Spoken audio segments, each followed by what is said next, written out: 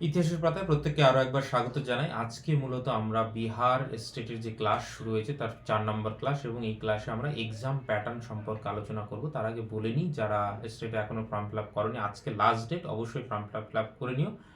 এবার আসি, এক্সাম প্যাটার্নটা আলোচনা কেন জরুরি। অনেকেরই ভাষা ভাষা একটা ধারণা আছে 150 মার্কের পরীক্ষা হবে, হবে।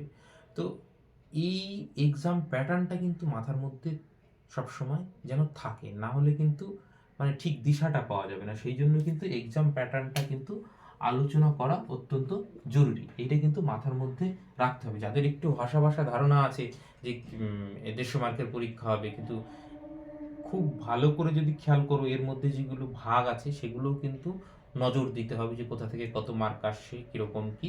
সেই জন্যই কিন্তু আজকে এই এক্সাম প্যাটার্নটা সম্পর্কে আলোচনা করব।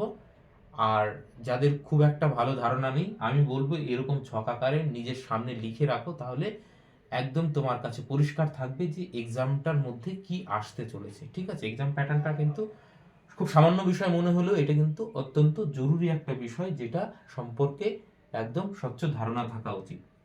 এইবার প্রত্যেকেই জানো যে স্টেটটা হচ্ছে দুটো পেপার। একটা হচ্ছে পেপার 1, যেটা হচ্ছে 9-10-এর জন্য, আর পেপার 2 ফর ক্লাস 11-12। তো আমি দুটো আলাদা করে দিয়েছি। সিলেবাস আশা করি প্রত্যেকেই দেখেছো। সিলেবাস আমি টেলিগ্রাম চ্যানেলে দিয়েও দিয়েছি, হিস্ট্রি এবং সোশ্যাল সায়েন্সে। তো এইবার আসি যে এই যে যে দুটো পেপার, তার মধ্যে যে এক্সাম প্যাটার্নটা কিভাবে কি আসবে। প্রত্যেকটাতেই 150 মার্কের পরীক্ষা হবে, এইটুকু অন্তত আশা করি প্রত্যেকেই জানো। এবার এর মধ্যে কি কি ভাগ রয়েছে দেখো। পেপার 1-এর ক্ষেত্রে এই যে সেকশন 1, একটা প্রথম যে সেকশন, এখানে লেখা আছে স্পেসিফিক সাবজেক্ট, আর পাশে দেওয়া হচ্ছে 100। স্পেসিফিক সাবজেক্ট থেকে আসবে হচ্ছে 100। এবার স্পেসিফিক সাবজেক্ট বলতে কি বোঝাচ্ছে? এই স্পেসিফিক সাবজেক্ট বলতে বোঝাচ্ছে, ধরুন সোশ্যাল সায়েন্সে আপনি দেবেন, তাহলে সোশ্যাল সায়েন্স থেকেই কিন্তু এই 100 মার্ক আসবে। অনেকের ধারণা হতে পারে যে আমি তো হিস্ট্রি বা আমি তো শুধু জিওগ্রাফি নিয়ে পড়েছি, তাহলে কি অন্য সাবজেক্ট থেকেও আসবে? হ্যাঁ, সোশ্যাল সায়েন্সে যদি অ্যাপ্লাই করেন তাহলে আপনার হিস্ট্রি থেকেও কোশ্চেন আসবে, জিওগ্রাফি থেকেও কোশ্চেন আসবে, পলিটি থেকেও কোশ্চেন আসবে। ইকোনমি থেকে খুব কম কোশ্চেন আসে, সিলেবাসটা আমি যা দেখলাম ইকোনমির কোনো পোর্শন সেভাবে নেই। তো সেখান থেকেও 2-4টে কোশ্চেন আসে, তাহলে এই 4টে সাবজেক্ট মিলিয়ে হচ্ছে 100। এইবার যারা ভাষায় পরীক্ষা দেবেন, ধরুন বাংলা ভাষা বা ইংলিশ বা সংস্কৃত বা অন্য কোনো, তাহলে তাদের ক্ষেত্রে কি কি হবে? তাহলে তাদের ক্ষেত্রে যে নির্দিষ্ট সিলেবাস আছে, বাংলার সিলেবাস, শুধু বাংলা থেকেই 100 মার্কের আসবে। বোঝা গেল? যে সংস্কৃত থেকে দেবে সে শুধুমাত্র সংস্কৃতের ওপরেই 100 দেবে। আশা করি এই বিষয়ে কোনো আর কারো সংশয় থাকলো না। তাহলে পেপার 1-এর যে 9-10-এর যে সাবজেক্ট পরীক্ষা হবে, সেইটা সাবজেক্ট, স্পেসিফিক সাবজেক্ট বলতে কি বোঝাচ্ছে, এইটা আশা করি সবার পরিষ্কার হয়ে গেল। ঠিক আছে? এবং সায়েন্সের ক্ষেত্রে, সায়েন্সে যেরকম সাবজেক্ট কম্বিনেশন আছে সেই রকম কোশ্চেনই কিন্তু আসবে। ঠিক আছে? এবার পেপার 2, পেপার 2-র ক্ষেত্রে মানে 11-12-এর ক্ষেত্রে স্পেসিফিক সাবজেক্ট, এখান থেকেও কিন্তু 100 মার্ক আসবে। এইবার এইখানে কিন্তু সোশ্যাল সায়েন্সের ব্যাপার নেই, সাবজেক্ট কম্বিনেশনের ব্যাপার নেই। এখানে কিন্তু ওই যে সাবজেক্টটা আপনি এমএ করেছেন নির্দিষ্ট সাবজেক্টে, সেই সাবজেক্টে আপনি যদি অ্যাপ্লাই করেন, তো সেই সাবজেক্ট থেকেই শুধুমাত্র 100 থাকবে।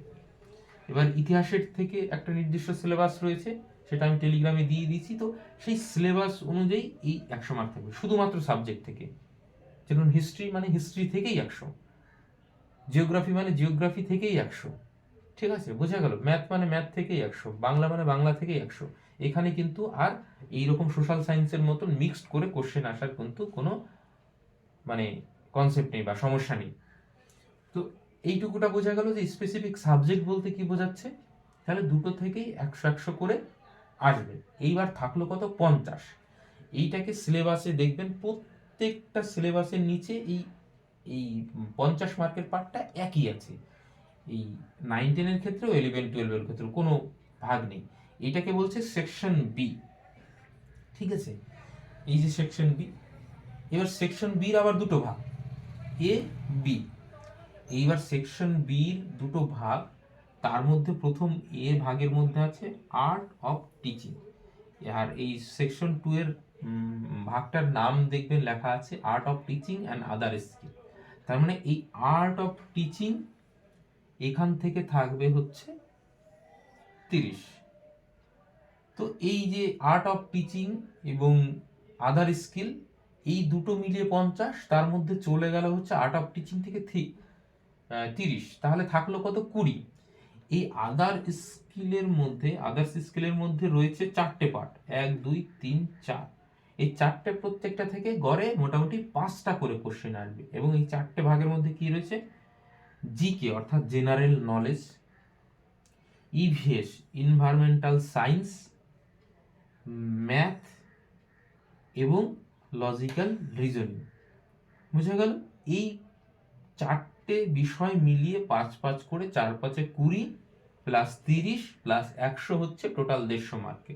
এখানেও দেখুন পেপার 1 এর ক্ষেত্রেও সেম জিনিস, সেকশন 2 এর এ থেকে থাকবে আর্ট অফ টিচিং থেকে 30 মার্ক, আদার্স স্কিল থেকে 4টে ভাগ 1 2 3 4, এবং সেখানেও GK general knowledge, environmental science, math এবং লজিক্যাল রিজন, এই টোটাল 150 হচ্ছে।